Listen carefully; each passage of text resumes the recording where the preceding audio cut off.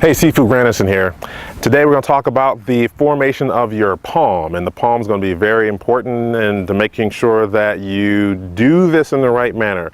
Now let me come a little bit closer and kind of give you a view of my palm here. There are several ways you can form your palm, and you have to understand what you want to do when you're forming the palm.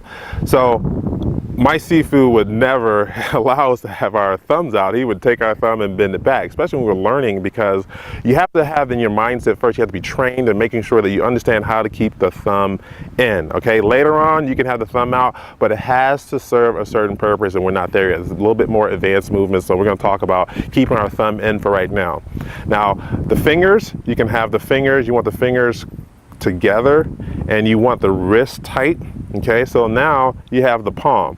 Now let's talk about the areas of the palm which you can use to make contact. One, this area right here. So when you're striking like this, we'll talk about how to do that in another video. You can have it, you can use the fingers in more thrusting movement, which we call a spear hand, which is another video. We can have with the back hand of the palm that can actually slap here. So the back of the hand, right? That's another different video. We're gonna talk about that later on.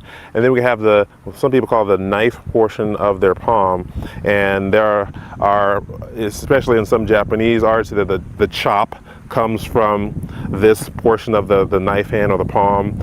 You can strike this way, we'll talk about that later on, and downward. And so it has its place. So you can attack with 1, 2, and 3 here, okay? So those are the areas of the palm that you're going to use to fight and to make contact. Right now, remember, making sure the thumb is in. Later on, you may see me do some styles like this, or you may see my hand movement in a certain way, or even a stance like this. But again, it has its purpose. We're not talking about that right now. We're going to stick to the basics and making sure that you formulate your palm. So when you get ready to thrust your palm in, you have the opportunity to hit with where you're supposed to hit regarding your hand. Okay? Thanks.